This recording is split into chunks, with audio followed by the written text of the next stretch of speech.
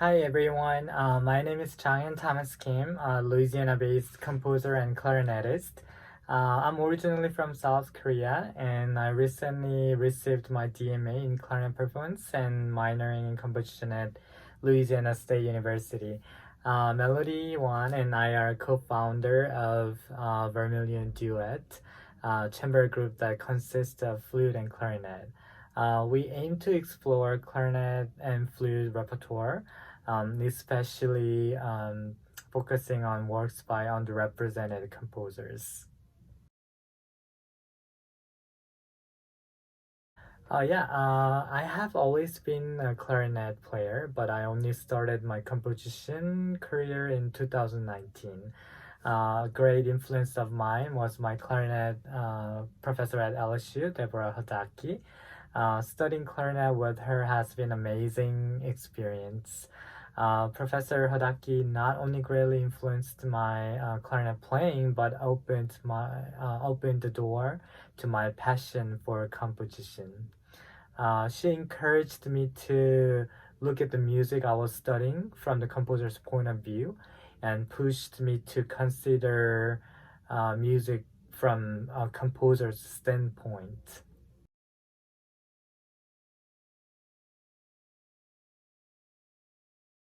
2020 is written for flute and clarinet duet.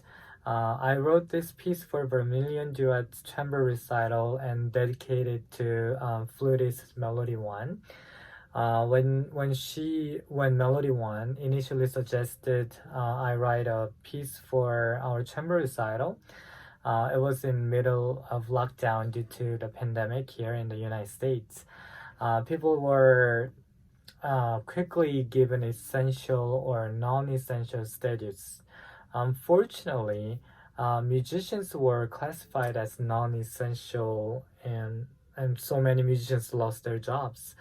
I was thinking about what I can do for fellow musicians in this situation.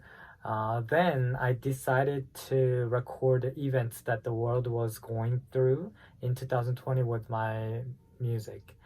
If we take a look back, many composers continued to write their music while tragic events were happening, like World War One, Two, or other natural disasters. Um, and this music still exists as a representative narrative to those times.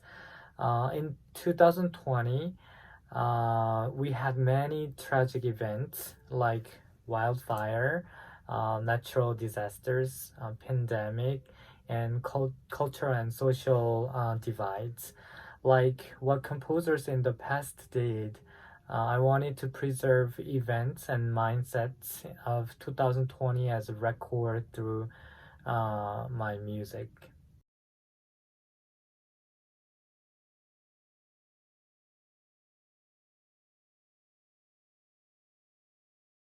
The first movement is about the wildfire in Australia. The wildfire actually started in late 2019, but the fire was never under control until early 2020. The fire took so many lives and destroyed many properties. I tried to describe the fire's destructive character with the first movement. The flute and clarinet created a very destructive sound with minor second chords in the high register. So I used the semitone between flute and clarinet as a character of the fire, which destroys everything. The second movement is about COVID-19. The first keyword of the pandemic comes to me was social distance. Everything was locked down and people were separated by quarantine. So in this movement, the flute plays pentatonic notes in white keys and clarinet plays only black keys on the keyboard. This means that they never play any of the same notes or meet each other entire time. Two different instruments play in two different keys make the listeners feel uncomfortable, like how all of us feel during the pandemic. The third movement describes the Beirut explosion. So many people had died or were injured from the explosion in Lebanon. I saw a video of explosion on the news, and it was truly terrifying and shocking to me. And I was saddened by what happened there. I included this event in my music because I wish the world to remember the victims of Beirut explosion. Uh, the fourth movement is a hymn for civil rights. I wrote this piece originally for the Black Lives Matter movement. There are a lot of issues on discrimination or hate in race, sexuality, and so on, not just in the United States, but also everywhere in the world nowadays. I would really like hate crimes to stop. I wrote this piece in prayer for all the people. Mhm. The fifth movement is the recurrence of COVID-19, and I have used the second half of the second movement for this movement.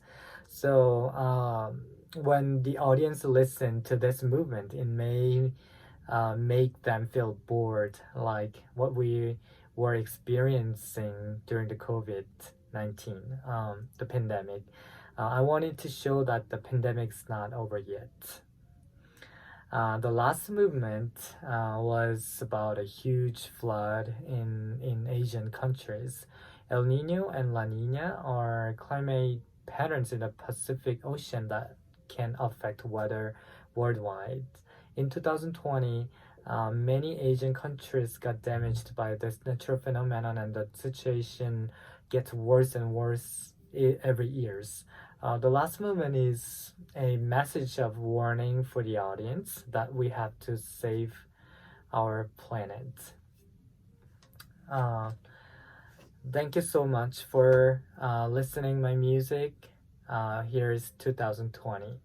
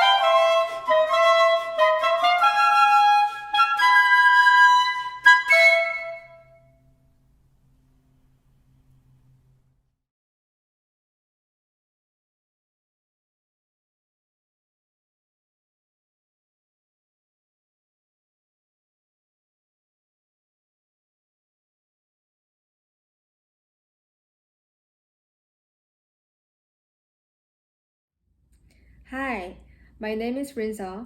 I'm a music composer, arranger, and pianist. I'm from South Korea and currently I'm living in New York City.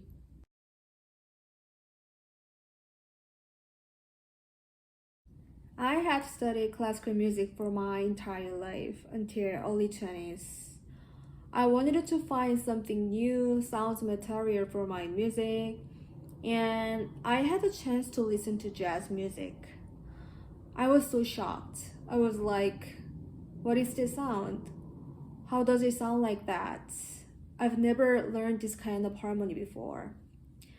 I think I was fascinated by jazz harmony, jazz rhythm, and improvisation.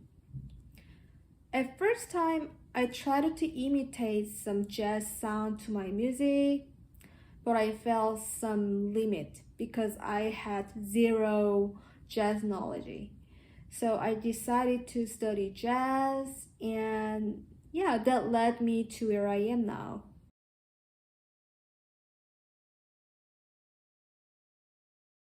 I began to write this piece using 16th note rhythmic idea inspired by funk music. Using like a rhythmic displacement, hemiola pattern, syncopation, accent on upbeat, and so on. I tried to give more energy and interest to the music. This piece is divided into three sections.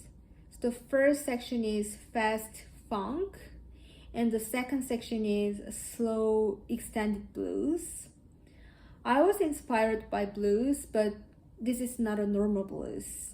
I tried to make my own blues using unique harmony and like adding some dissonant sound. And the last section, we go back to the funk again.